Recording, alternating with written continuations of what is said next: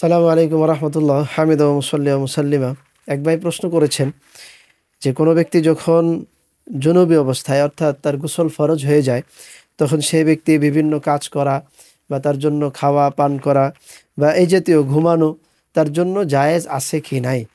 তো এই বিষয়ে মুসলিম শরীফের 587 নম্বর হাদিসের মধ্যে আয়েশা রাদিয়াল্লাহু তাআলা আনহা আয়েশা রাদিয়াল্লাহু আনহা থেকে বর্ণিত قالت আয়েশা রাদিয়াল্লাহু আনহা বলেন কানা রাসূলুল্লাহি সাল্লাল্লাহু আলাইহি ওয়াসাল্লাম রাসূল সাল্লাল্লাহু আলাইহি সাল্লাম ইযা কানা জুনুবান যখন রাসূল সাল্লাল্লাহু আলাইহি সাল্লামের গোসল ফরজ হয়ে যেত, গোসল ফরজ হয়ে যাওয়ার পরে যখন আরাদা আইয়াকুলা আও ইয়ানামা খাওয়ার অথবা ঘুমানোর ইচ্ছা করতেন তখন তাওয়াজ্জা উযুআহু লিস-সালাতি নামাজের উযুর নেই অজু করতেন।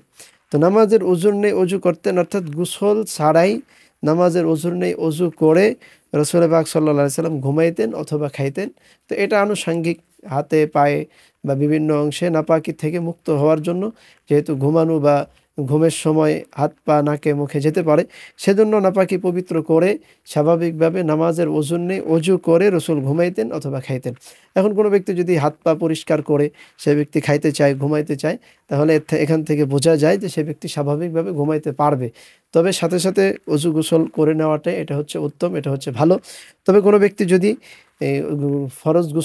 গোসল ফরজ হয়ে যাওয়ার পরে সেই ব্যক্তি যদি কোনো কাজ করতে চায়, ঘুমাইতে চায়, খাইতে চায় বা অন্য কিছু করতে চায় তখন সেই ব্যক্তির এটা সুযোগ আছে।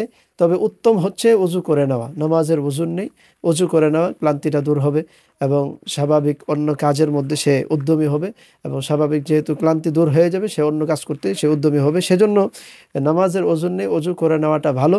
তবে যদি নামাজের ওযুর নেই অজু নাও করে স্বাভাবিকভাবে অন্য কাজ করে খাবার দাবার খায়, ঘুমায়, অন্য কাজ করে তাহলে সেটার জন্য তার জন্য জায়েজ আছে। তবে সাথে সাথে গোসল করে নেওয়া এটাই হতে উত্তম। আর যদি সাথে সাথে গোসল নাও করে তাহলে সাথে সাথে যদি অজু করেও নেয় অজু করে নেওয়াটাও ভালো। আর যদি অজু নাও করে নেয় হাত মুখ পরিষ্কার করে নেয় এই হাদিস থেকে বোঝা যায় যে সেটাও তার জন্য সুযোগ আছে। আসসালামু আলাইকুম ওয়া রাহমাতুল্লাহ।